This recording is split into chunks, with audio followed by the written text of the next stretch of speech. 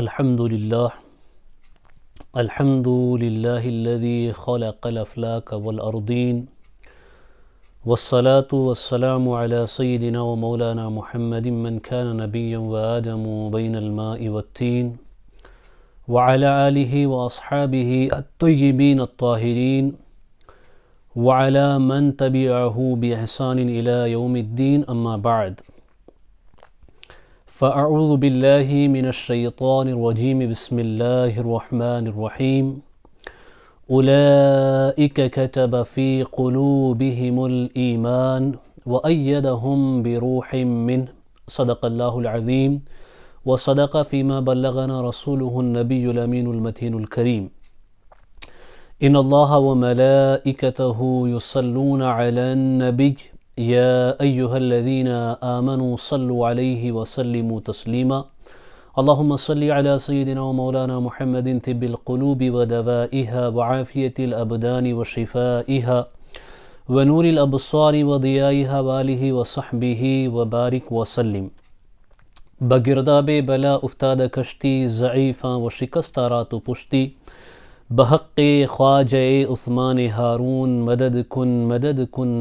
کن یا معین الدین چشتی غوث اعظم بمن بے سر و ساما مدد قبل دی مدد کعبہ ایماں مدد شاہ بیکس نوازی کن طبیبہ چار سازی کن مریض درد عصیانم اغثنی یا رسول اللہ صلی اللہ تعالی علیہ وسلم۔ محترم سامعین و ناظرین، السلام علیکم ورحمۃ اللہ وبرکاتہ۔ الحمدللہ رب العالمین۔ 102ویں عرس اعلیٰ حضرت کے حسین موقع پر اعلیٰ حضرت سیریز کا جو سلسلہ ہم نے شروع کیا تھا، اس کی تیسری کڑی لے کر کے ہم آپ کی بارگاہ میں حاضر ہیں۔ انشاءاللہ العظیم آج ہماری گفتگو کا عنوان ہے اعلیٰ حضرت اور نعت مصطفیٰ صلی اللہ تعالی علیہ وسلم۔ اللہ تعالیٰ کی بارگاہ میں دعا ہے کہ اللہ تبارک و تعالیٰ مجھے حق کہنے، آپ سب کو حق سننے، ہم سب کو حق پر عمل کرنے کی ہمیشہ توفیق اللہ تعالیٰ عطا فرمائے۔ محترم سامعین و ناظرین، اللہ تبارک و تعالیٰ نے اعلیٰ حضرت فاضل بریلوی امام احمد رضا خان مجدد دین و ملت کو بے پناہ خوبیاں عطا فرمائی۔ وہ اپنے علم و حکمت، اپنے کمال، مختلف زبانوں پہ ان کے عبور، اپنے تفقع، اپنی حدیث دانی، تفسیر میں ان کی مہارت، اور علم کلام اور علم اصول میں ان کی عظیم صلاحیتوں کی بنا پہ دنیا کے مختلف علاقوں میں جانے جاتے ہیں، دنیا کے مختلف حصوں میں جانے جاتے ہیں۔ پوری دنیا انہیں علم و حکمت کا امام تسلیم کرتی ہے، پوری دنیا انہیں فن حدیث کا امام تسلیم کرتی ہے، پوری دنیا انہیں فقہ حنفی کا امام تسلیم کرتی ہے، پوری دنیا انہیں مختلف علوم کا امام تصور کرتی ہے۔ لیکن امام اہل سنت جب اپنے آپ کے حوالے سے بات کرتے ہیں تو وہ کیا کہتے ہیں؟ کیا اپنے آپ کا تعارف وہ فقیہ کہہ کے کراتے ہیں؟ کیا اپنے آپ کا تعارف وہ محدث کہہ کے کراتے ہیں؟ کیا اپنے آپ کا تعارف وہ ایک ماہر تفسیر کہہ کے کراتے ہیں؟ کیا اپنے آپ کا تعارف وہ مفتی کہہ کے کراتے ہیں؟ نہیں، چلے اعلیٰ حضرت ہی سے پوچھتے ہیں کہ وہ اپنا تعارف کیوں کراتے ہیں، کیا کہہ کر کراتے ہیں؟ تو اعلیٰ حضرت ہی کا شعر جواب دیتا ہے۔ وہ کہتے ہیں، اے بلبل رنگی رضا یا طوطی نغمہ سرا، حق یہ کہ واصف ہے تیرا، یہ بھی نہیں وہ بھی نہیں۔ یعنی اعلیٰ حضرت نے اپنی ذات پہ جس وصف کو سب سے زیادہ منطبق کیا اور اپنا تعارف جس وصف کے ساتھ کیا، حق یہ کہ واصف ہے تیرا، یہ بھی نہیں وہ بھی نہیں۔ نہ مجھے مفکر کہو، نہ مقرر کہو، نہ محدث کہو، نہ مفتی کہو، میں تو بس اپنے آقا کا گدا ہوں، ان کی ثناخوانی بیان کرنے والا ہوں اور ان کی نعت کہنے والا ہوں۔ یہی وہ لقب تھا جس پہ اعلیٰ حضرت کو ناز تھا کہ وہ عاشق مصطفیٰ تھے، فنائے مصطفیٰ تھے، فدائے مصطفیٰ تھے، غلام مصطفیٰ تھے، ثناخوان مصطفیٰ تھے۔ اور اعلیٰ حضرت کی نعتیہ شاعری ایسی نعتیہ شاعری ہے جس میں ہمیں حضرت حسان ابن ثابت رضی اللہ تعالیٰ عنہ کی شاعری کی جھلک نظر آتی ہے، کیونکہ آپ کی نعتیہ شاعری قرآن و حدیث کا ترجمہ ہے، قرآن و حدیث کی تشریح و توضیح ہے۔ آپ کی نعتوں کو اگر آپ اٹھا کے دیکھیں تو پتہ چلے گا کہ آپ نے جو نعت کہی ہے اس میں درجنوں آیات قرآنیہ کی تفسیر ہمیں نظر آتی ہے، درجنوں احادیث مبارکہ کی تشریح ہمیں نظر آتی ہے، بلکہ میں یوں کہوں کہ تفسیر قرآن و تشریح حدیث کو اگر ادبی شکل دے دو اور اشعار کی شکل میں بیان کرو تو وہ امام احمد رضا کی نعتیہ شاعری بن کر کے دنیا کے سامنے آتی ہے۔ میرے پیارے آقا صلاۃ التسلیم کے پیارے دیوانوں، اعلیٰ حضرت امام اہل سنت فاضل بریلوی رضی اللہ تعالیٰ عنہ جب نعت گوئی کے حوالے سے بات کرتے ہیں تو خود کہتے ہیں کہ نعت گوئی کوئی آسان فن نہیں ہے، نعت مصطفیٰ کہنا یہ کوئی آسان فن نہیں ہے، بلکہ یہ بہت ہی نازک معاملہ ہے، اور یہاں معاملہ ایسا ہوتا ہے کہ اگر کچھ بات آگے بڑھی، حد سے آگے بڑھے تو خطرہ رہتا ہے کہ کہیں الوہیت میں نہ پہنچ جائیں، اور اگر کچھ کمی ہو تو کہیں ایسا نہ ہو کہ تنقیص کے ہم مرتکب ہو جائیں۔ تو لہذا کہتے ہیں حمد کہنا آسان ہے کہ وہاں بڑھنے میں کوئی حد نہیں، جتنی زیادہ توصیف کرو تو وہاں کوئی حد نہیں ہے، لیکن نعت کا معاملہ اس سے مختلف ہے، کیونکہ نعت کہنے میں دونوں طرف سے حد بندی ہے، نہ بڑھا جا سکتا ہے نہ کچھ کمی کی جا سکتی ہے۔ اس حد میں رہ کر کے کلام کہنا، اس حد میں رہ کر کے اشعار کہنا، نعت کہنا،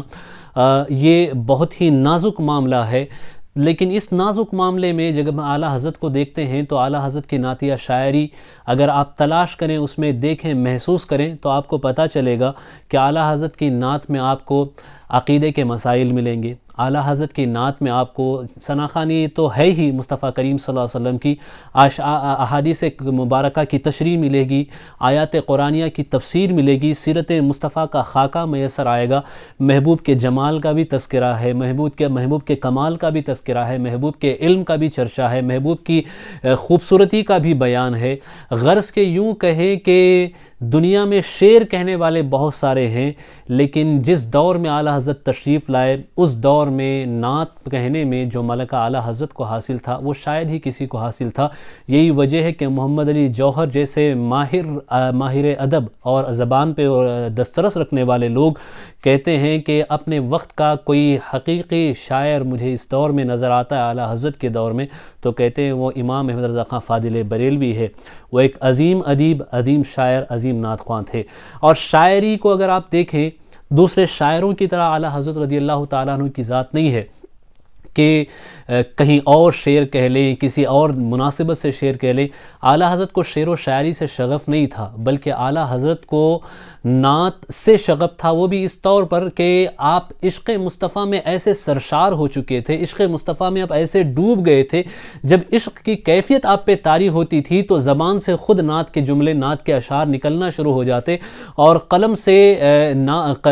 سے صفحہ قرطاس پہ اشعار نعت مصطفیٰ کی ثناخوانی ظاہر ہوتی، اور لکھتے چلے جاتے، اور اعلیٰ حضرت کو شعر لکھنے کے لیے دنوں رات خم و پیچ، دنوں رات اعلیٰ حضرت کو غور و فکر کرنے کی ضرورت نہیں پڑتی تھی۔ اعلیٰ حضرت کو نعت لکھنے کے لیے شب و روز محنت نہیں کرنی پڑتی تھی، عشق کی وہ کیفیت تھی، جب کیفیات آپ پہ طاری ہوتی تو آپ برملا کہتے چلے جاتے، اور وہ کلام بھی ایسے حسین کلام بنتے کہ وہ کلام جن کا نہ ثانی اس دور میں نظر آتا ہے، جن کا نہ مقابل اس دور میں نظر آتا ہے، نہ جن کی مثال اس دور میں نظر آتی ہے، جو بھی دیکھتا ہے اعلیٰ حضرت کی نعتیہ شاعری کو وہ سلام کرتا ہوا نظر آتا ہے۔ پھر وہ برجملہ یہی کہتے ہیں کہ شعر کہنا شہریار اپنی جگہ، شعر کہنا شہریار اپنی جگہ، نعت کہنے کو احمد رضا چاہیے، نعت کہنے کو احمد رضا چاہیے۔ میرے پیارے آقا صلاۃ التسلیم کے پیارے دیوانوں، اعلیٰ حضرت کی نعتیہ شاعری کی خصوصی بات یہ ہے کہ وہ کیفیات، وہ جذبات جنہیں الفاظ کا جامہ پہنانا ہر کسی کے بس میں نہیں ہوتا، اعلیٰ حضرت نے عشق و محبت کے ان جذبات کو الفاظ کا جامہ عطا کر دیا ہے۔ اعلیٰ حضرت نے نعت کی شکل میں ان جذبات کو ایک زبان عطا کر دی ہے۔ آپ ذرا سوچیں، در رسول پہ حاضری کا معاملہ ہو، سفر زیارت کا معاملہ ہو، یا مصطفیٰ کریم صلی اللہ علیہ وسلم کے شہر مقدس کے آداب کا معاملہ ہو، ہر موڑ پہ اعلیٰ حضرت کے اشعار ہمیں رہنمائی فراہم کرتے ہیں کہ ادب کیسے ہونا چاہیے۔ وہ جذبات جو ایک عاشق کے ہوتے ہیں، وہ کیفیات جو ایک عاشق کی ہوتی ہے، ان کیفیات کا اظہار کرنے کے لیے ہمارے پاس الفاظ نہیں ہوتے، لیکن اعلیٰ حضرت کے اشعار ہمیں وہاں بھی سہارا دیتے ہوئے نظر آتے ہیں۔ جب وہ شہر رسول کی بات کرتے ہیں تو بہت ہی جھوم کر کے کہتے ہیں، جب شہر رسول کے ادب کی بات کرتے ہیں تو کہتے ہیں اللہ اکبر اپنے قدم اور وہ خاک پا، اللہ اکبر اپنے قدم اور وہ خاک پا، حسرت ملائکہ کو جہاں وضع سر کی ہے، حسرت ملائکہ کو جہاں وضع سر کی ہے، ہاں ہاں رہے مدینہ ہے غافل ذرا تو جان، او پاؤں رکھنے والے یہ جا چشم و سر کی ہے، او پاؤں رکھنے والے یہ جا چشم و سر کی ہے۔ اعلیٰ حضرت ہمیں سمجھاتے ہیں کہ در مصطفیٰ وہ ایسا در ہے، وہاں پاؤں رکھ کے نہیں بلکہ دل رکھ کے چلنا، سر کے بل چلنا، یہ کمال ادب ہے، اور یہ عاشق کی شان ہونی چاہیے، یہ عاشق کا مزاج ہونا چاہیے۔ تبھی تو کہتے ہیں کہ چمک تجھ سے پاتے ہیں سب پانے والے، چمک تجھ سے پاتے ہیں سب پانے والے، میرا دل بھی چمکا دے چمکانے والے۔ حرم کی زمین اور قدم رکھ کے چلنا، حرم کی زمین اور قدم رکھ کے چلنا، ارے سر کا موقع ہے او جانے والے، ارے سر کا موقع ہے وہ جانے والے۔ میرے پیارے آقا صلاۃ التسلیم کے پیارے دیوانوں، اعلیٰ حضرت جس دور میں تشریف لائے، اعلیٰ حضرت کی تشریف آوری جس دور میں ہوئی، جانتے ہیں اس دور میں ونعوذ باللہ من ذالک کوئی مصطفیٰ کریم صلی اللہ علیہ وسلم کے حوالے سے کیا کہتا تھا؟ کوئی کہتا کہ انہیں دیوار کے پیچھے کی خبر نہیں ہے، انہیں پیٹھ پیچھے کی خبر نہیں ہے۔ کوئی مصطفیٰ جان رحمت صلی اللہ علیہ وسلم کے خیال سے بہتر ونعوذ باللہ من ذالک چوپایوں کے خیالات کو بیان کرتا تھا۔ کوئی نبی کریم صلی اللہ تعالیٰ علیہ وسلم کی شان میں طرح طرح کی گستاخیاں کرتا تھا۔ جب دیوبند کے بیٹھے ہوئے انگریزوں کے تنخواہ دار ملا نبی کی شان میں تنقیص کر رہے تھے تو اس وقت بریلی کا تاجدار کھڑا ہوتا ہے اور بریلی کی سرزمین سے کہتا ہے، تو کیا کہتا ہے؟ سب سے اعلیٰ و اعلیٰ ہمارا نبی، سب سے بالا، سب سے اولیٰ و اعلیٰ ہمارا نبی، سب سے بالا و والا ہمارا نبی، ملک کونین میں انبیاء تاجدار، تاجداروں کا آقا ہمارا نبی۔ اللہ کیا خبر کتنے تارے کھلے چھپ گئے پر نہ ڈوبے نہ ڈوبا ہمارا نبی۔ یہ اعلیٰ حضرت کی شان ہے۔ جب لوگ گستاخیاں کرتے ہوئے نبی کی شان میں توہین کے جملے کہتے تھے، تب بریلی کا تاجدار کہتا ہے، سرور کہوں کہ مالک و مولا کہوں تجھے، باغ خلیل کا گلے زیبا کہوں تجھے، تیرے تو وصف عیب تناہی سے ہیں بھری، حیران ہوں میرے شاہ میں کیا کیا کہوں تجھے، حیران ہوں میرے شاہ میں کیا کیا کہوں تجھے۔ اللہ اکبر۔ آگے کہتے ہیں، کہہ لے گی سب کچھ ان کے ثنا خاں کی خاموشی، چپ ہو رہا ہوں کہہ کے میں کیا کیا کہوں تجھے، لیکن رضا نے ختم سخن اس پہ کر دیا، خالق کا بندہ خلق کا آقا کہوں تجھے۔ جب لوگ گستاخیاں کرتے تھے اس وقت اعلیٰ حضرت محبت میں ڈوب کر کے ہمیں یہ سکھا رہے ہیں کہ جب نبی کے کمالات کی بات آئے، نبی کے جب حسن کا معاملہ آئے، تو تمہیں ان ظالموں کی طرف نہیں جانا ہے۔ وہ ان خیالات کو ونعوذ باللہ نبی کے خیال کو چوپائے کے خیال سے بدتر وہ قرار دیتے ہیں، لیکن تم ان کے باتوں میں مت آنا۔ ہمارے لیے تو خیال مدینہ ہی سب کچھ ہے، ہمارے لیے تو یاد مدینہ ہی سب کچھ ہے، ہمارے لیے تو یاد رسالت ماں بھی سب کچھ ہے۔ ہماری زندگی بھر کا سرمایہ یہ ہے کہ ہم اپنے نبی کو یاد کرتے ہیں۔ یاد کرنے کے محبت سے بھرے وہ جو لمحات ہیں، وہی لمحات ہماری پوری حیات کی کل جمع پونجی ہے۔ تبھی تو کہتے ہیں دل کو ان سے خدا جدا نہ کرے، دل کو ان سے خدا جدا نہ کرے، بے کسی لوٹ لے خدا نہ کرے، اے رضا سب چلے مدینے کو میں نہ جاؤں، ارے خدا نہ کرے۔ اور پھر ہمیں حسن کے حوالے سے جب بتاتے ہیں مصطفیٰ کریم صلی اللہ علیہ وسلم کے، تو کہتے ہیں وہ کمال حسن حضور ہے کہ گمان نقص جہاں نہیں، وہ کمال حسن حضور ہے کہ گمان نقص جہاں نہیں، یہی پھول خار سے دور ہے، یہی شمع ہے کہ دھواں نہیں۔ تم گستاخیاں کرو، بے ادبیاں کرو، لیکن ہم جب نبی کے حوالے سے بات کرتے ہیں تو یہی کہیں گے بریلی کے تاجدار کی زبانی، وصف رخ ان کا کیا کرتے ہیں، وصف رخ ان کا کیا کرتے ہیں، شرح والشمس و دحا کرتے ہیں، وصف رخ ان کا کیا کرتے ہیں، شرح والشمس و دحا کرتے ہیں، ان کی ہم مدح و ثنا کرتے ہیں، جن کو محمود کہا کرتے ہیں، ان کی ہم مدح و ثنا کرتے ہیں، جن کو محمود کہا کرتے ہیں۔ میرے پیارے آقا صلی اللہ تعالیٰ علیہ وسلم کے پیارے دیوانوں، اعلیٰ حضرت رضی اللہ تعالیٰ عنہ کی نعتیہ شاعری بڑی متوازن شاعری ہے، اور شریعت کے دائرے میں رہ کر کے شعر کہنا یہ کمال اعلیٰ حضرت کا ہے، اور ان کا مزاج بھی یہی تھا۔ اعلیٰ حضرت خود فرماتے ہیں جب شاعری کی بات آتی ہے تو آپ دیکھیں کہ شعراء بہت سارے ہیں. غالب بھی اپنے وقت کے شاعر ہیں، حالی بھی اپنے وقت کا شاعر گزرا ہے، میر بھی اپنے وقت کا شاعر ہے. ہر شاعر اپنے اپنے مزاج کے اعتبار سے کچھ نہ کچھ کہتا ہے. غالب بھی ایسا شاعر ہے جس کا شاعری میں کوئی استاد نہیں. اعلیٰ حضرت بھی ایسے شاعر ہیں کہ نعت گوئی میں، شاعری میں اعلیٰ حضرت کا کوئی استاد نہیں. لیکن غالب جب اپنی شاعری میں بات کرتے ہیں تو وہ کبھی بادا کا ذکر کرتے ہیں، کبھی مے کا ذکر کرتے ہیں، کبھی شراب کا ذکر کرتے ہیں، کبھی شراب کی اس مستی کا ذکر کرتے ہیں. لیکن بریلی کا تاجدار جب شعر کہتا ہے تو وہ اپنے اشعار میں نہ شراب کا ذکر کرتا ہے، نہ مے کا تذکرہ کرتا ہے. وہ بات کرتا ہے تو مدینے والے کی بات کرتا ہے، وہ بات کرتا ہے تو عشق مصطفیٰ کی بات کرتا ہے، وہ بات کرتا ہے تو کمال حضور کی بات کرتا ہے، وہ بات کرتا ہے تو مصطفیٰ کے جمال کی بات کرتا ہے، وہ بات کرتا ہے تو مصطفیٰ کی عظمت کی بات کرتا ہے. وہ جب بات کرتا ہے تو حضور کی خوبصورتی اور جمال و کمال کی گفتگو کرتا ہوا نظر آتا ہے.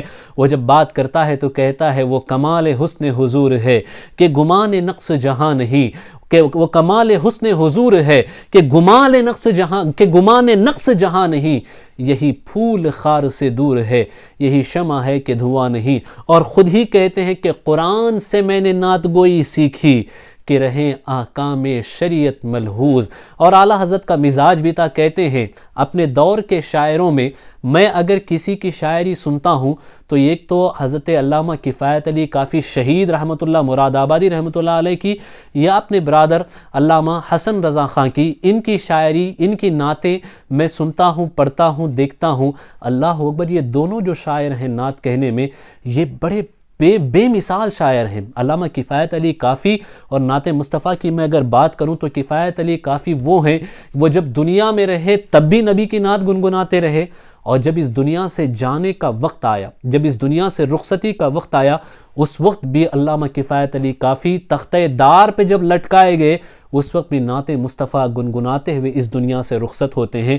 یہ وہ کفایت علی کافی ہیں جب ان کے بدن پر انگریزوں نے ان کی کھال کھینچی، اس پہ نمک چھڑکا گیا تو دلاسا دینے کے لیے مدینے کے تاجدار مصطفیٰ کریم صلی اللہ علیہ وسلم تشریف لائے اور کہا کافی بہت تکلیف ہو رہی ہے، بہت درد ہو رہا ہے. تو حضرت کافی کہتے ہیں یا رسول اللہ، ان زخموں کا درد صرف اس وقت تک تھا جب تک آپ کے جلووں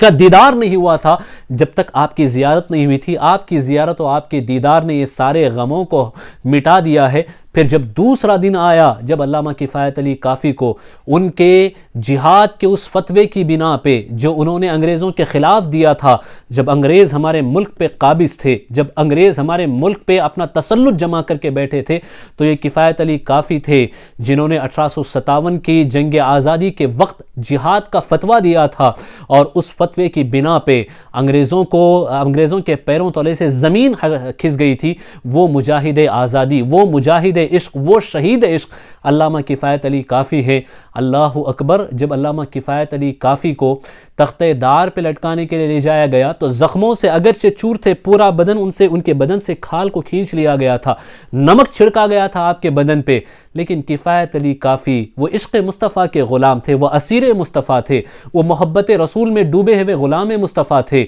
اللہ اکبر. وہ کہتے ہیں کہ جب وقت آیا تو سر پہ امامہ سجایا اور بڑی ہی شان کے ساتھ ایک تفاخرانہ چال چل کے گئے. وہ جانتے تھے کہ یہ چال اللہ کو پسند نہیں، لیکن وہاں مقصد کچھ اور تھا، کیونکہ وہاں تفاخر اس پہ نہیں تھا کہ میں بہت بڑا ہوں یا میری ہستی بہت بڑی ہے. وہاں دشمن کو یہ دکھانا تھا کہ تم جھکانا چاہتے ہو، لیکن نبی کے غلام اگر جھکتے ہیں، ان کے دل اگر جھکتے ہیں تو مصطفیٰ کی بارگاہ میں جھکتے ہیں، ان کے سر اگر جھکتے ہیں تو اللہ کی بارگاہ میں جھکتے ہیں. لے جایا گیا. امام حضرت کفایت علی کافی کے وہ اشعار دنیا آج بھی یاد کرتی ہے. حضرت کفایت علی کافی کہتے ہیں کہ بلبلیں اڑ جائیں گی، سونا چمن رہ جائے گا. ایک پوری نعت ہے جو علامہ کفایت علی کافی نے کہی. اس کے اشعار کچھ اتنے پیارے ہیں. وہ کہتے ہیں کہ وہ کہتے ہیں بس علامہ کفایت علی کافی اس نعت میں کہتے ہیں کہ صاحب لولاک کے اوپر جو پڑھتے رہے درود. یہ اس قسم کے اشعار انہوں نے کہے ہیں جس میں نبی کریم صلی اللہ علیہ وسلم کے اوپر درود پڑھنے والے کے حوالے سے انہوں نے کہا ہے کہ آگ سے محفوظ اس کا تن بدن رہ جائے گا، آگ سے محفوظ اس کا تن بدن رہ جائے گا، سب فنا ہو جائیں گے کافی وہ لیکن حشر تک. علامہ کافی کہتے ہیں سب فنا ہو جائیں گے کافی وہ لیکن حشر تک، نعت حضرت کا زبانوں پر سخن رہ جائے گا. سب ذکر فنا ہو جائیں گے لیکن نعت مصطفیٰ زبانوں پر باقی رہے گی، حشر تک باقی رہے گی. اس کا ذکر کفایت علی کافی کہتے ہوئے شہادت کے منصب پہ فائز ہوتے ہیں. اعلیٰ حضرت فرماتے ہیں کہ علامہ کافی کی نعت مجھے بڑی پسند ہے. یہ وہ شاعر ہیں جن کی نعت کو نعتوں کے نعت گو شاعروں کے تاجدار، بریلی کے شہنشاہ، بریلی کے درویش عاشق رسول نے پسند کیا. تو آپ اندازہ کر سکتے ہیں کہ حضرت کافی کی نعت بھی کتنی عظیم رہی ہوگی، ان کے اشعار کتنے محبت میں ڈوبے رہے ہوئے ہوں گے. اللہ تعالی ہمیں ان کی محبت کا صدقہ عطا فرمائے. اور دوسرے جو ہیں علامہ حسن رضا خان صاحب، ان کے حوالے سے اعلیٰ حضرت فرماتے ہیں کہ ان کی نعتیہ شاعری کو بھی میں پڑھتا ہوں. جو لوگ فن نعت سے، شاعری سے، ادب سے شغف رکھتے ہیں وہ اس بات سے بخوبی واقف ہوں گے، جانتے ہوں گے کہ علامہ حسن رضا خان استاد زمن کی نعتیہ شاعری کے اندر کس قدر تغزل پایا جاتا ہے. اور آپ اس بات سے بھی واقف ہوں گے کہ نعت کو غزل میں شامل کرنا یہ کس قدر پرخطر ہوتا ہے کہ کہیں ایسا نہ ہو کہ غزل ویسے بھی بہت آزاد ہوتی ہے، غزل کہتے کہتے کہیں الفاظ جو ہے اپنی حدیں پھلانگنے لگتے ہیں. کہیں ایسا نہ ہو کہ اگر نعت میں غزل کو شامل کیا جائے تو ادب کا جو لحاظ رکھنا ہے، ادب کا جو پاس رکھنا ہے، کہیں ایسا نہ ہو کہ ہم اس سے آگے بڑھ جائیں. لیکن علامہ حسن رضا خان بریلوی جو اعلیٰ حضرت کے بھائی ہوتے ہیں، ان کی شاعری کا بھی یہ کمال ہے کہ اگرچہ تغزل خوب پایا جاتا ہے آپ کی شاعری کے اندر، لیکن ادب کا بھی ایسا لحاظ، ادب کا بھی ایسا پاس کہ اس کی گواہی اعلیٰ حضرت اپنی زبان سے خود دیتے ہوئے نظر آتے ہیں. اعلیٰ حضرت کہتے ہیں کہ میں ان دونوں کی نعت کو اس لیے پسند کرتا ہوں کیونکہ ان دونوں کا کلام شریعت کے دائرے کے اندر رہتا ہے اور میزان شریعت پہ نپا تلا ہوا ہوتا ہے اور اسی سے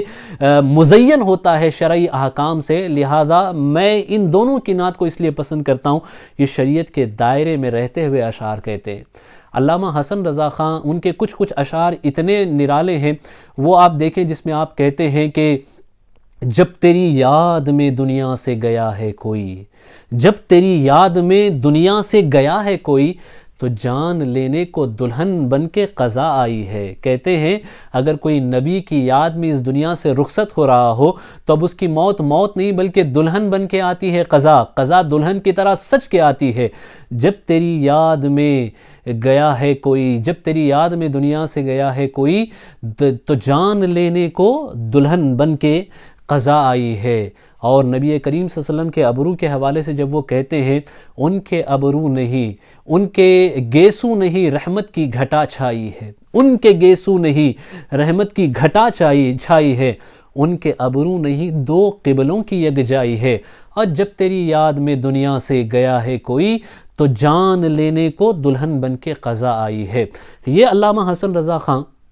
یہ حضرت داغ دہلوی کے شاگرد ہوتے ہیں نعت گوئی میں حضرت داغ دہلوی علامہ حسن رضا خان کے استاد ہوتے ہیں. اور داغ دہلوی کی نعتیہ شاعری، داغ دہلوی کے اشعار بھی جو لوگ شعر و شاعری سے شغف رکھتے ہیں، جو شعر و شاعری سے جو لوگ لگاؤ رکھتے ہیں، وہ جانتے ہیں کہ داغ دہلوی کے اشعار میں محاورے کا استعمال کس طرح برملا ملتا ہے. وہ جملے جو ہم محاورے میں استعمال کرتے ہیں، داغ دہلوی کس طرح ان محاوروں کو اپنے اشعار میں استعمال کرتے ہیں. ایک جگہ داغ دہلوی کہتے ہیں کہ اسیر حلقے کاکول ہوا نہ میں اے داغ، اسیر حلقے کاکول ہوا نہ میں اے داغ، میرے خدا نے بچایا ہے بال بال مجھے، میرے خدا نے بچایا ہے بال بال مجھے. یہ داغ دہلوی اعلیٰ حضرت رضی اللہ تعالیٰ عنہ کے جو بھائی ہوتے تھے استاد زمن علامہ حسن رضا خان، ان کے استاد ہوتے تھے نعت گوئی میں. ایسا ہوتا تھا کہ جب انہیں کچھ نعتیں وغیرہ چیک کرانی ہوتی تھیں، اپنے کلام کو چیک کرانا ہوتا تھا، تو علامہ حسنین رضا جو علامہ حسن رضا صاحب کے صاحبزادے ہوتے تھے، ان کے ساتھ وہ ان اشعار کو روانہ کر دیتے. جب بریلی سے وہ دہلی جانا ان کا ہوتا تو وہ ان اشعار کو روانہ کرتے. حضرت داغ دہلوی ان اشعار کو دیکھتے، چیک کرتے، پھر دوبارہ اسے اگر اس میں کوئی کمی ہوتی، پیشی ہوتی، درست کرنا ہوتا تو اسے درست کر کے دوبارہ اسے بھیج دیتے۔ ایک مرتبہ ایسا ہی ہوا کہ علامہ حسن رضا خان بریلوی رحمۃ اللہ تعالیٰ علیہ، جو اعلیٰ حضرت کے بھائی ہوتے ہیں، انہوں نے کچھ کلام لکھے اور ان کلاموں کو اپنے صاحبزادے حسنین رضا، مولانا حسنین رضا خان صاحب کے حوالے کیا اور کہا کہ انہیں لے جائیں اور جا کر کے استاذ محترم علامہ داغ دہلوی کے یہاں، حضرت داغ دہلوی کے یہاں ان اشعار کو پیش کریں، اس کلام کو پیش کریں، پھر وہ جب چیک کر دیں تو آپ اسے لیتے ہوئے آئیں۔ وہ جب جانے لگے تو ان کی ملاقات اعلیٰ حضرت سے ہوئی۔ علامہ حسن رضا خان صاحب کے صاحبزادے علامہ حسنین رضا خان صاحب، ان کی ملاقات اعلیٰ حضرت سے ہوئی۔ اعلیٰ حضرت نے پوچھا شہزادے کہاں کا ارادہ ہے؟ تو انہوں نے عرض کی کہ والد بزرگوار نے کچھ نعتیں لکھی ہے، انہی نعتوں کا مجموعہ لے کر کے میں استاذ کریم حضرت داغ دہلوی کے یہاں جا رہا ہوں تاکہ ان کی درستگی کرا لے، ان کو چیک کرا لیا جائے، وہ تاکہ اس کی اصلاح کرا لے اگر کوئی کمی وغیرہ ہو۔ تو اس وقت اعلیٰ حضرت رضی اللہ تعالیٰ عنہ ایک عظیم نعت جو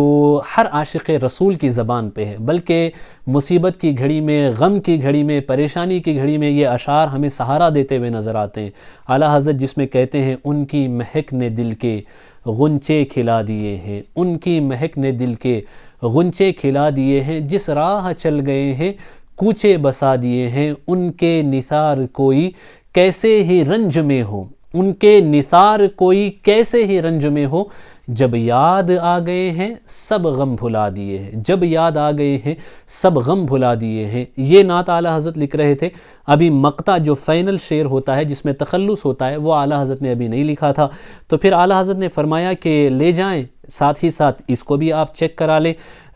حضرت داغ سے۔ تو علامہ حسنین رضا خان صاحب اپنے والد بزرگوار کی نعتوں کے مجموعے کے ساتھ ساتھ اعلیٰ حضرت کی یہ نعت لے کر بھی حضرت داغ دہلوی کے پاس گئے۔ حضرت داغ دہلوی نے علامہ حسن رضا خان صاحب کی جو نعتیہ شاعری تھی اسے دیکھا، اس میں ساری چیزیں جو بھی انہیں اصلاح فرمانی تھی آپ نے اصلاح فرمائی۔ ان سب کی اصلاح فرمانے کے بعد علامہ حسنین رضا خان صاحب نے کہا کہ آ رہے تھے تو اعلیٰ حضرت فاضل بریلوی امام احمد رضا خان بھی ایک نعت لکھ رہے تھے، وہی نعت انہوں نے بھی بھیجی ہے، ذرا اس کو بھی آپ دیکھ لیں۔ حضرت داغ دہلوی جب اعلیٰ حضرت کی اس نعت کو دیکھتے ہیں جو آپ نے مصطفیٰ کریم صلی اللہ علیہ وسلم کے حوالے سے کہی، یقینی بات ہے کہ جب نبی کی یاد آتی ہے تو دل شاد ہونے لگتا ہے، جب مصطفیٰ کریم کا ذکر چھڑتا ہے تو عاشقوں کے دلوں کی کیفیت بدلنے لگتی ہے، ان پہ خوشی کا سما چھانے لگتا ہے، ان کے دل شاد ہو جاتے ہیں اور ان کے پورے وجود میں مسرت سما جاتی ہے، ان کے دل مسرت و محبت سے بھر جاتے ہیں۔ انہی کیفیات کا ذکر کرتے ہوئے اعلیٰ حضرت نے کہا تھا ان کی مہک نے دل کے غنچے کھلا دیے ہیں، جس راہ چل دیے ہیں کوچے بسا دیے ہیں۔ حضرت داغ دہلوی اعلیٰ حضرت کی اس نعت کو جب پڑھنا شروع کرتے ہیں تو علامہ حسنین رضا خان صاحب بیان کرتے ہیں میں دیکھ رہا تھا کہ حضرت داغ دہلوی اعلیٰ حضرت کی اس نعت کو پڑھ رہے تھے اور ان کی آنکھوں سے آنسو ایسے برس رہے تھے جیسے ساون باندھوں کی طرح برسات برس رہی ہو، وہ روتے جا رہے تھے اور ڈوب گئے تھے گویا کہ کہہ لیجئے اس نعت کے اشعار میں، ان الفاظ میں۔ جب پورا انہوں نے پڑھ لیا تو اس کے بعد کہتے ہیں کہ اس نعت میں کہیں بھی کوئی ایک حرف بھی ایسا نہیں ہے کہ میں کچھ آگے یا پیچھے کر سکوں، بس میں اتنا ہی کہنا چاہتا ہوں کہ ملک سخن کی شاہی تم کو رضا مسلم، ملک سخن کی شاہی تم کو رضا مسلم، جس سمت آ گئے ہو سکے بٹھا دیے ہیں۔ اور یہ شعر کہنے کے بعد کہتے ہیں کہ کلام میں، نعت گوئی میں اعلیٰ حضرت کا کوئی کوئی جواب نہیں، اعلیٰ حضرت کا کوئی مماثل نہیں ہے، بس اعلیٰ حضرت فاضل بریلوی سے یہی گزارش کرنا کہ آپ نے مقطع ویسے بھی لکھا نہیں ہے، لہٰذا اپنی نعت میں مقطع کے طور پہ یہ جو میں نے شعر کہا ہے اسی شعر کو شامل کر لیں اور آپ کوئی دوسرا مقطع نہ کہیں۔ تو اعلیٰ حضرت نے اس کو ویسے ہی باقی رہا اور زبان حال سے وہ شعر بھی کہہ رہا ہے، اور اعلیٰ حضرت کی نعت خود بھی بار بار اس بات کی گواہی دیتی ہوئی نظر آتی ہے کہ ملک سخن کی شاہی تم کو رضا مسلم، جس سمت آ گئے ہو سکے بٹھا دیے ہیں۔ یہ اعلیٰ حضرت رضی اللہ تعالیٰ عنہ ہے۔ اور ایک خاص بات میں آپ کو سمجھانا چاہتا ہوں، اعلیٰ حضرت رضی اللہ تعالیٰ عنہ کی جو نعتیہ شاعری ہے، اعلیٰ حضرت رضی اللہ تعالیٰ عنہ کی جو نعتیہ شاعری ہے اس میں آپ دیکھیں کہ عشق رسول ایسا آپ کو ملے گا، عشق رسول میں وہ ایسے ڈوب کر کے اشعار کہتے ہیں، اور جب یہ عشق رسول میں ڈوب کر کے اشعار کہتے ہیں تو وہ کہتے وقت ایسا نہیں ہوتا کہ وہ اپنا آپا کھو بیٹھیں، وہ ایسا نہیں ہوتا کہ جو شریعت کا دائرہ ہے اس سے آگے نکل جائیں، نہیں، شریعت کی جو حد بندی ہے اس کا بھی لحاظ کرتے ہیں، عقیدہ بھی فراہم کرتے ہیں، عقیدہ بھی درست کرتے ہیں، اور باطل فرقوں کا جواب بھی دیتے ہوئے نظر آتے ہیں۔ وہ لوگ جو انگریزوں سے تنخواہ لے کر کے، وہ وہابیہ جو عام مسلمانان عالم کو، جو اہل سنت کو معاذ اللہ مزار پرست اور قبر پرست کہہ کر کے مشرک ہونے کا ان پہ فتویٰ لگاتے ہوئے نظر آتے ہیں، اعلیٰ حضرت کے اشعار میں ان کے لیے ہمیں جواب ملتا ہوا نظر آتا ہے، اعلیٰ حضرت کی نعتیہ شاعری میں ہمیں ان کے لیے منہ توڑ جواب ملتا ہوا نظر آتا ہے۔ یہ اہل سنت کو کہتے ہیں کہ وہ قبروں پہ سجدہ کرتے ہیں، قبروں پہ سجدہ کرنے والے اہل سنت نہیں ہیں، وہ جاہل عوام ہے، وہ ناخواندہ عوام ہے، جن کو پتہ ہی نہیں ہے، وہ لا علمی میں جا کر کے یہ چیزیں کرتے ہیں اور کوئی بھی اس کی حمایت نہیں کرتا۔ سجدہ اللہ کے علاوہ کسی کو نہیں کیا جا سکتا، نہیں کیا جا سکتا، ناجائز ہے، حرام ہے۔ اللہ کے علاوہ اگر کسی کو سجدہ عبادت کی نیت سے کیا جائے تو شرک، اور اگر ادب سے بھی کیا جائے، تعظیم سے بھی کیا جائے تو بھی سخت ناجائز و حرام ہے۔ لیکن جاہل عوام اپنی ناخواندگی کی بنیاد پہ، لا علمی کی بنا پہ وہ جب جا کے کرتے ہیں تو اسے بہانہ بنا کر کے یہ اہل سنت کو مزار پرست اور قبر پرست کہتے ہیں، یہ وہابی۔ ایسے وہابیوں کو اعلیٰ حضرت کے اشعار اپنی نعتیہ شاعری میں جواب دیتے ہوئے نظر آتے ہیں۔ تم سجدے کی بات کرتے ہو ولیوں کی بارگاہ میں، تم سجدے کی بات کرتے ہو اللہ کے ولیوں کی بارگاہ میں، ارے ولیوں کی بات تو چھوڑو، اعلیٰ حضرت ہمیں یہ درس دیتے ہوئے نظر آتے ہیں کہ سجدہ صرف اللہ کے یہاں کیا جاتا ہے، نبی کی بارگاہ میں بھی سجدہ نہیں کیا جا سکتا، نبیوں کے سردار کی بارگاہ میں بھی سجدہ نہیں کیا جا سکتا۔ تبھی تو کہتے ہیں پیش نظر وہ نو بہار، پیش نظر وہ نو بہار، سجدے کو دل ہے بے قرار، پیش نظر وہ نو بہار، سجدے کو دل ہے بے قرار، روکیے سر کو روکیے، ہاں یہی امتحان ہے۔ کیونکہ دل اگرچہ کہہ رہا ہو کہ سجدہ ریز ہو جاؤ بارگاہ رسالت میں، لیکن اسی نبی نے فرمایا کہ اللہ کے علاوہ کسی کو سجدہ کرنا جائز نہیں ہے۔ اسی لیے امتحان کی گھڑی یہ ہے کہ دل اگرچہ چاہے لیکن وہاں سجدہ نہیں کرنا ہے، نبی کی بات پہ عمل کرنا ہے۔ روکیے سر کو روکیے، ہاں یہی امتحان ہے۔ دوسری جگہ کہتے ہیں اے شوق دل یہ سجدہ اگر ان کو روا نہ ہو، اے شوق دل یہ سجدہ اگر ان کو روا نہ ہو، اچھا وہ سجدہ کیجئے کہ سر کو خبر نہ ہو۔ یہ کہہ کر کے اعلیٰ حضرت بتا رہے ہیں سر صرف اللہ کی بارگاہ میں جھکے گا۔ ہاں اگر تمہیں سجدہ کرنے کی کیفیت پیدا ہو رہی ہے تو سر جھکانا، اللہ کے علاوہ سجدہ کرنا کسی کے لیے جائز نہیں۔ اپنے دلوں کو نبی کے آگے جھکا دو، اپنے دلوں کو مصطفیٰ کریم کے آگے جھکا دو۔ گویا کہ یوں سمجھ لیجیے، اپنے وقت کے ایک شاعر نے کہا تھا نا کہ وہ نام پاک کہاں کہاں یہ درو دیوار، وہ نام پاک کہاں کہاں یہ درو دیوار، دلوں سے کیوں نہیں کہتے ہو یا رسول اللہ، دلوں پہ کیوں نہیں لکھتے ہو یا رسول اللہ۔ نبی کے نام کو درو دیوار پہ لکھنے سے بہتر ہے کہ نبی کے نام کو اپنے دل پہ کندہ کرو۔ یہی شان اعلیٰ حضرت کی۔ عشق مصطفیٰ میں ایسے فنا تھے، کہتے ہیں قسم خدا کی اگر میرے دل کو دو ٹکڑے کر دیے جائیں تو ایک پہ لا الہ الا اللہ ہوگا اور دوسرے پہ محمد الرسول اللہ لکھا ہوا ملے گا۔ تبھی تو اعلیٰ حضرت عشق مصطفیٰ کے حوالے سے کہتے ہیں جان ہے عشق مصطفیٰ،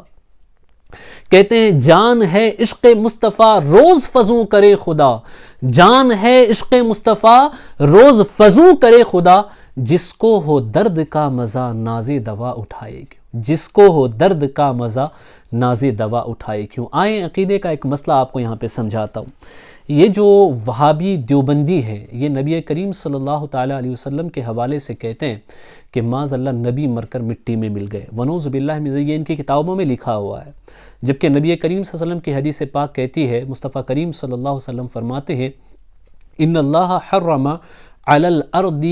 ان تأکل اجساد الانبیاء فنبی اللہ حی، اللہ نے زمین پہ حرام کر دیا کہ وہ نبی، زمین پہ حرام کر دیا کہ وہ نبی کے جسم کو کھائے، تو اللہ کے نبی زندہ ہیں، زمین ان کے بدنوں کو نہیں کھا سکتی، نبی زندہ ہیں۔ جو لوگ کہتے تھے معاذ اللہ نبی مر کر مٹی میں مل گئے، ان کو اعلیٰ حضرت فاضل بریلوی جب جواب دیتے ہیں تو کہتے ہیں چمک تجھ سے پاتے ہیں سب پانے والے، چمک تجھ سے پاتے ہیں سب پانے والے، میرا دل بھی چمکا دے چمکانے والے، تو زندہ ہے واللہ تو زندہ ہے واللہ میری چشم عالم سے چھپ جانے والے، تو زندہ ہے واللہ تو زندہ ہے واللہ میری چشم عالم سے چھپ جانے والے۔ میرے پیارے آقا صلی اللہ علیہ وسلم کے پیارے دیوانوں، حدیث کی ترجمانی کرتا ہوا یہ شعر ہے، عقیدے کو درست کرتا ہوا یہ اعلیٰ حضرت کا شعر ہے۔ اعلیٰ حضرت کے اشعار ایسے ہی ہے کہ عقیدہ بھی درست کرتے ہیں، محبت کو ایک نئی جلا بخشتے ہیں، عشق کو ایک اگلے مرحلے میں لے جاتے ہیں۔ یہی وجہ ہے کہ نعت کی دو کیفیتیں ہوتی ہیں، دو حیثیتیں ہوتی ہیں۔ نعت کی ایک حیثیت یہ ہے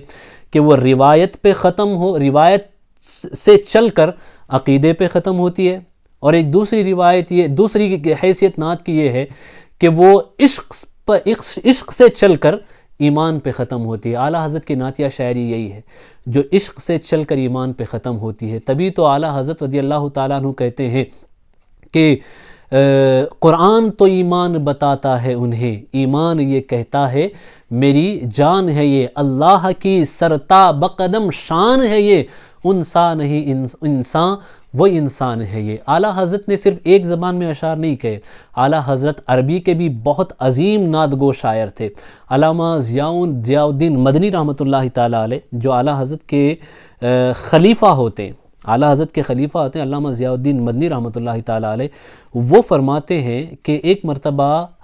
مصر کے اکابر فصیح و بلیغ شعراء و علماء کی ایک محفل سجی۔ اس محفل میں علامہ ضیاء الدین مدنی رحمۃ اللہ تعالیٰ علیہ فرماتے ہیں کہ میں نے اعلیٰ حضرت کے عربی اشعار پڑھے، اعلیٰ حضرت کا عربی میں ایک قصیدہ ہے، اس قصیدے کو میں نے پڑھا ان کے سامنے۔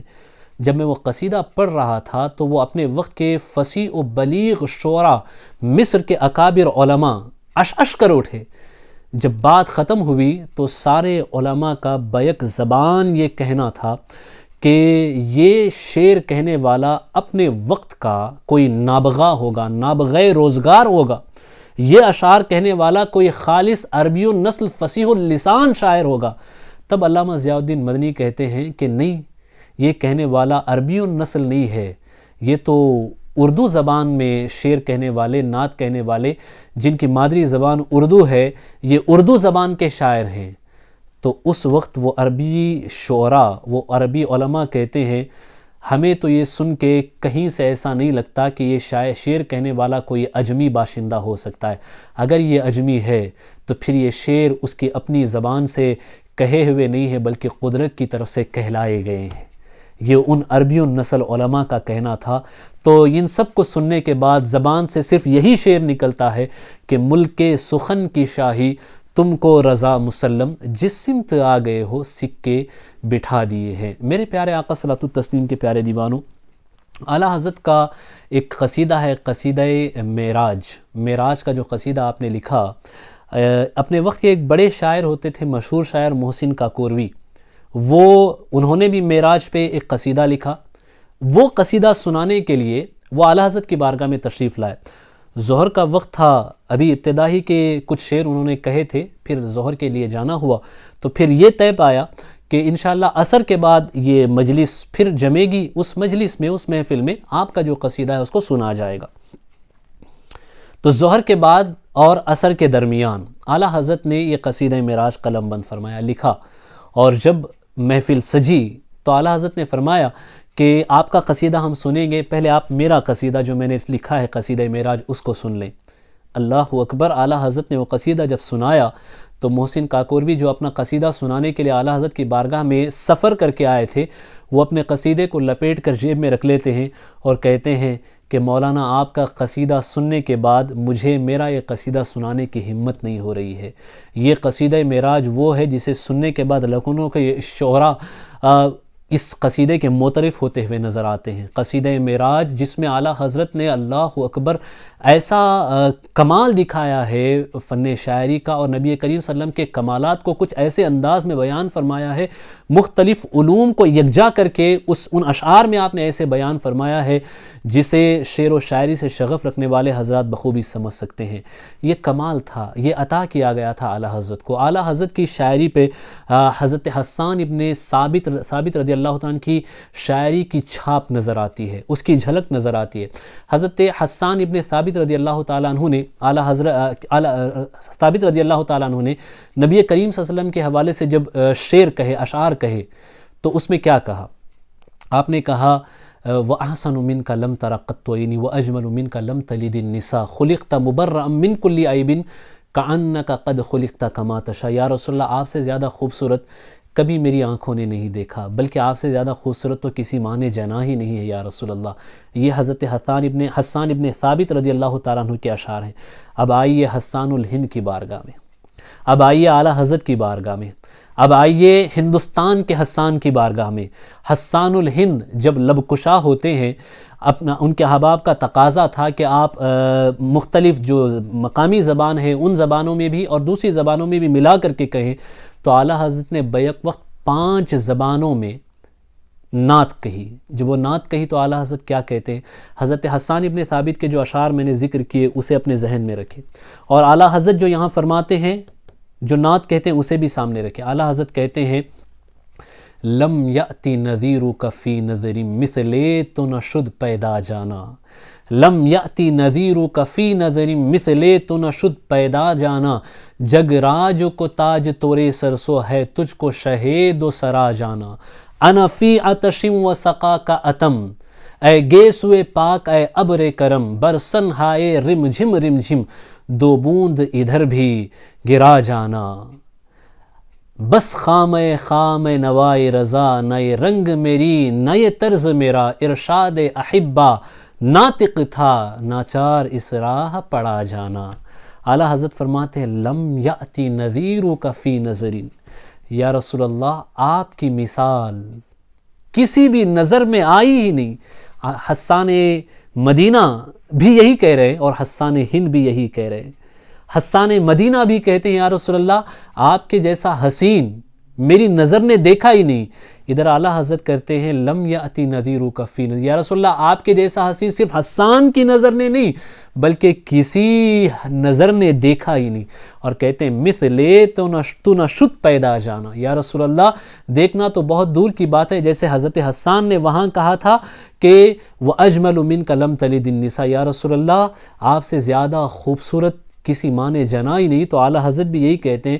مثلے تو نہ شد پیدا جانا، یا رسول اللہ آپ جیسا خوبصورت پوری کائنات میں کبھی پیدا ہوا ہی نہیں یا رسول اللہ، کسی ماں نے جنا ہی نہیں۔ گویا کہ یوں سمجھ لیں حضرت حسان ابن ثابت کا فیض جب مدینے سے چل کر بریلی پہنچا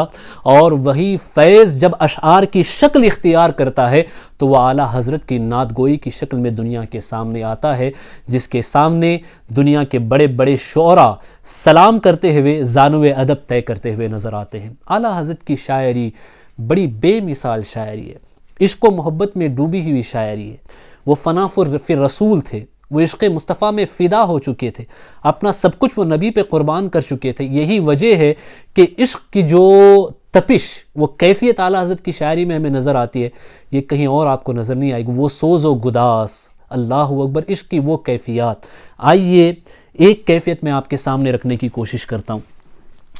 جب آپ در رسول پہ حاضر ہوں، رسول کرامی وقار صلی اللہ علیہ وسلم کی بارگاہ میں حاضر ہوں، اور وہ در تو ایسا ہے کہ وہاں جب اپنے وقت کے بڑے بڑے اکابر اقطاب حاضر ہوتے ہیں تو ان کی کیفیت یہ ہوتی ہے کہ ادب گاہیست زیر آسماں از عرش نازک تر، نفس گم کردہ می آیت جنید و بایزید اینجا۔ بارگاہ رسالت میں روضہ رسول پہ جب بڑے بڑے اکابر حضرت جنید بغدادی اور حضرت جنید بغدادی، بایزید بستامی جیسے بزرگ ایسے اپنے وقت کے اقطاب حاضر ہوتے تو وہ روضے کے سامنے حاضر نہیں ہوتے، بہت دور کھڑے ہوتے اور سانس لینے کو بھی بے ادبی تصور کرتے۔ یہ ان اقطاب کا معاملہ تھا۔ میرے پیارے آقا صلاۃ التسلیم کے پیارے دیوانوں، آپ ذرا سوچئے ہم اور آپ، ہماری کیا حیثیت ہے؟ ہمارا وجود کیا ہے؟ ہمارا سارا وجود گناہوں سے تر ہے، ہمارا وجود گناہوں میں ڈوبا ہوا ہے۔ لیکن اگر قسمت کی یاوری سے، نبی کریم کی صلی اللہ علیہ وسلم کی نظر عنایت سے جب ہماری حاضری در رسالت پہ ہو جائے، جب ہم حضور کی بارگاہ میں حاضر ہو جائیں، تو اس وقت آپ پہ ایک اپنے گناہوں کا احساس، خطاؤں کا احساس، اپنے جرموں کا احساس، اور اس بارگاہ کی عظمت کا احساس، اس بارگاہ کی بلندی کا احساس، اس بارگاہ کی عظمت کا احساس، وہاں آپ کی زبان چلتی ہوئی نظر نہیں آتی، وہاں عاشقوں کی زبان چلتی ہوئی نظر نہیں آتی کہ اس کیفیت میں ہم کہیں تو کیا کہیں، ان جذبات کو ہم بیان کریں تو کیا کریں۔ تو یوں سمجھیے کہ عاشقوں کے وہ جذبات، عاشقوں کی وہ کیفیات جسے ادا کرنا ہمارے بس میں نہیں ہوتا، اس کی ترجمانی اعلیٰ حضرت کے اشعار کرتے ہوئے نظر آتے۔ ہمارے جذبات و کیفیات کو، عشق و محبت کے جذبات و کیفیات کو اعلیٰ حضرت کی نعتیہ شاعری زبان دیتی ہوئی نظر آتی ہے، ترجمانی کرتی ہوئی نظر آتی ہے۔ جب اعلیٰ حضرت کہتے ہیں کہ اپنے اس کیفیت کی جب ترجمانی وہ کرتے ہیں تو یہی اشعار ہمیں سہارا دیتے ہیں۔ ذرا اٹھائیے اعلیٰ حضرت کی نعتیہ شاعری۔ اعلیٰ حضرت کہتے ہیں اف بے حیائیاں کہ یہ منہ اور تیرے حضور، اف بے حیائیاں کہ یہ منہ اور تیرے حضور، ہاں تو کریم ہے تیری خو درگزر کی ہے، ہاں تو کریم ہے تیری خو درگزر کی ہے، تجھ سے چھپاؤں منہ تو کروں کس کے سامنے، تجھ سے چھپاؤں منہ یا رسول اللہ، آپ سے اگر ہم منہ چھپائیں تو ہم یہ چہرہ لے کے جائیں تو کس کے سامنے جائیں، تجھ سے چھپاؤں منہ تو کروں کس کے سامنے، کیا پرسش اور جا بھی سگے بے ہنر کی ہے، کیا پرسش اور جا بھی سگے بے ہنر کی ہے، مجرم بلائے آئے ہیں جاؤک ہے گواہ، مجرم بلائے آئے ہیں جاؤک ہے گواہ، پھر رد ہو کب یہ شان کریموں کے در کی ہے، مانگیں گے مانگے جائیں گے منہ مانگی پائیں گے، سرکار میں نہ لا ہے نہ حاجت اگر کی ہے، سرکار میں نہ لا ہے نہ حاجت اگر کی ہے، سن کی وہ دیکھ باد سر کی وہ دیکھ باد شفاعت کی یہ ہوا، یہ آبرو رضا تیرے دامان تر کی ہے۔ ذرا سوچئے اس کیفیت کو اعلیٰ حضرت نے ان اشعار میں کیسے پرویا ہے، کیسے اس نقشے کو بیان کیا ہے۔ بس ان اشعار کو اس دربار رسالت میں ہم ادا کر دیں تو ہمارے جذبات کی ترجمانی وہاں ہوتی ہوئی نظر آتی ہے، جذبات کو زبان ملتی ہوئی نظر آتی ہے۔ یہ خود اعلیٰ حضرت رضی اللہ تعالیٰ نے سفر زیارت ہی کے وقت یہ اشعار لکھے تھے۔ اعلیٰ حضرت کی شاعری کا کیا کہنا، اعلیٰ حضرت کی نعت کا کیا کہنا۔ اعلیٰ حضرت تو جب حج کے لیے جاتے ہیں تو بھی یہی کہتے ہیں کہ ہم حج کے لیے اگرچہ آئے ہیں لیکن ہمارا مقصود یہ نہیں، ہمارا مقصود بارگاہ رسالت کی حاضری ہے۔ یہ وہابی ملے نبی کی بارگاہ میں حاضری کو بدعت قرار دیتے ہیں، ابن تیمیہ جیسے گمراہ لوگ نبی کی بارگاہ میں حاضری کو بدعت قرار دیتے ہیں، جبکہ مصطفیٰ اپنی حدیث میں یہ فرماتے ہیں من زار تربتی وجبت لہو شفاعتی، جو میری قبر کی زیارت کرے اس پہ شفاعت، میری شفاعت واجب ہو جاتی ہے۔ تبھی بریلی کا تاجدار کہتا ہے کہ حج تو صرف ایک بہانہ ہے، ان کے طفیل حج بھی خدا نے کرا دیے، ان کے طفیل حج بھی خدا نے کرا دیے، اصل مراد حاضری اس پاک در کی ہے۔ یا رسول اللہ حج تو ایک بہانہ ہے ورنہ اصل مراد تو آپ کے در پہ حاضری ہی ہے، آپ کے آستانے پہ حاضری ہی ہے، آپ کی بارگاہ میں آ کے نیاز مندی کے جذبات سے سرشار ہو جانا اور اپنا متاع عشق و متاع محبت پیش کر دینا، یہی تو اصل مراد ہے یا رسول اللہ۔ یہ بریلی کے تاجدار کی کیفیت عشق جب بولتی ہے تو یوں بولتی ہوئی نظر آتی ہے۔ جب وہ مکہ سے نکل کر مدینے کی طرف جاتے ہیں تو کہتے ہیں حاجیوں آؤ شہنشاہ کا روزہ دیکھو۔ یہ اپنے پہلے سفر زیارت میں اعلیٰ حضرت نے اشعار کہے، جب مکہ شریف میں آپ نے حج کے مناسک ادا کر لیے اور مدینہ شریف جانے کا وقت آیا تو شوق میں ڈوب کر کے کہتے ہیں حاجیوں آؤ شہنشاہ کا روزہ دیکھو، کعبہ تو دیکھ چکے اب کعبے کا کعبہ دیکھو۔ کعبہ تو وہ ہے جہاں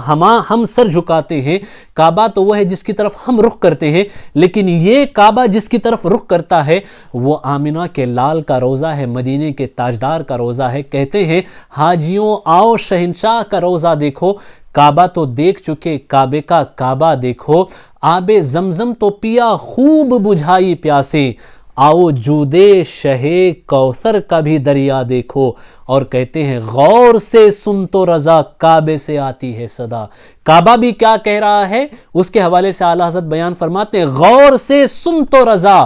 کعبے سے آتی ہے صدا، میری آنکھوں سے میرے پیارے کا روضہ دیکھو، میری آنکھوں سے میرے پیارے کا روضہ دیکھو۔ اعلیٰ حضرت عشق مصطفیٰ میں ڈوب گئے تھے، تبھی تو آپ کے اشعار میں اس کا اثر ہمیں نظر آتا ہے۔ کہتے ہیں جان ہے عشق مصطفیٰ روز فزوں کرے خدا، جان ہے عشق مصطفیٰ روز فزوں کرے خدا، جس کو ہو درد کا مزہ ناز دوا اٹھائے کیوں۔ اور ایک شعر میں کہتے ہیں ایسا گماں دے ان کی ولا میں خدا ہمیں،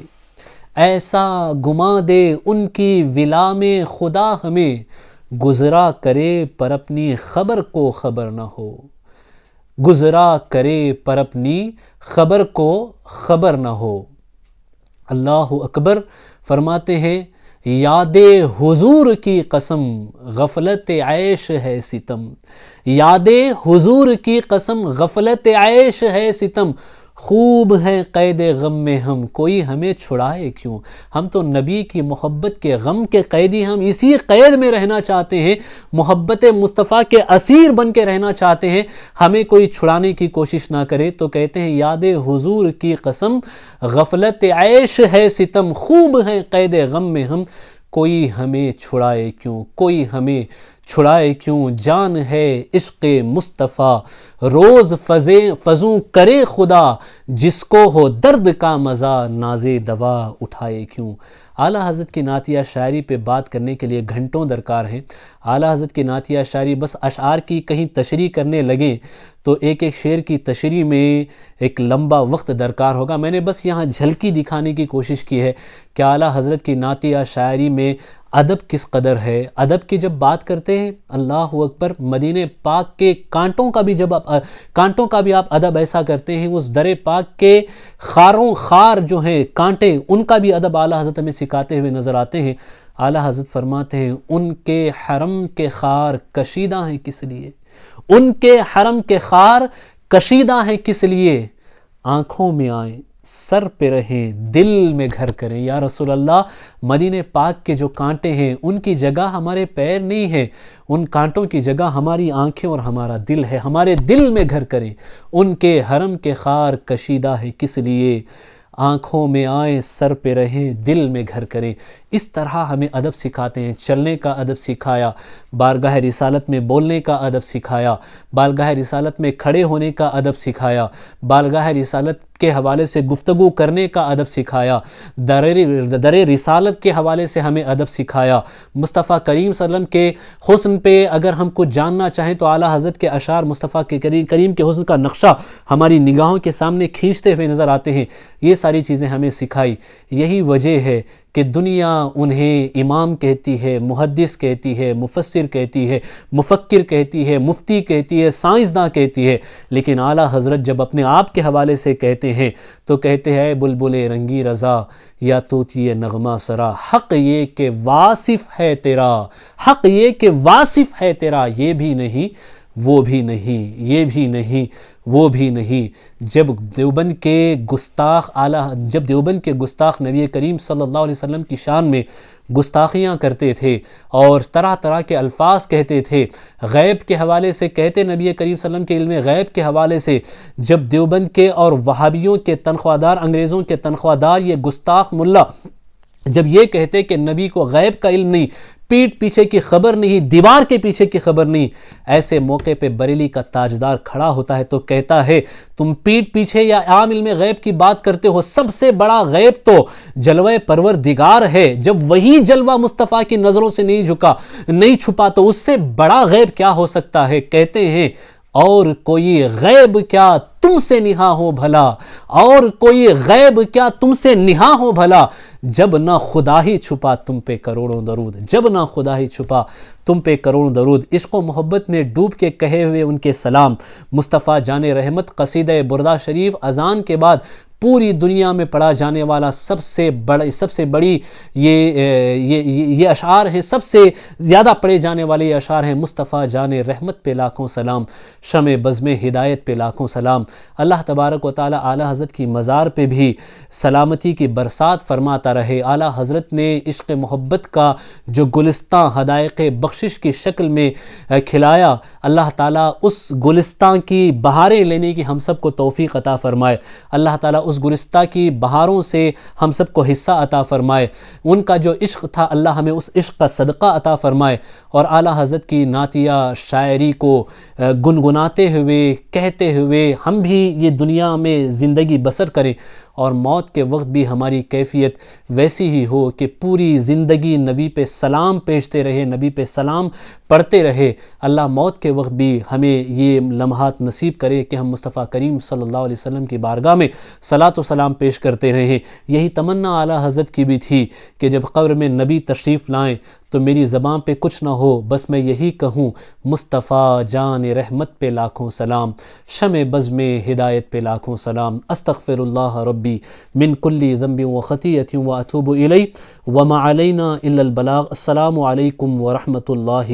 وبرکاتہ۔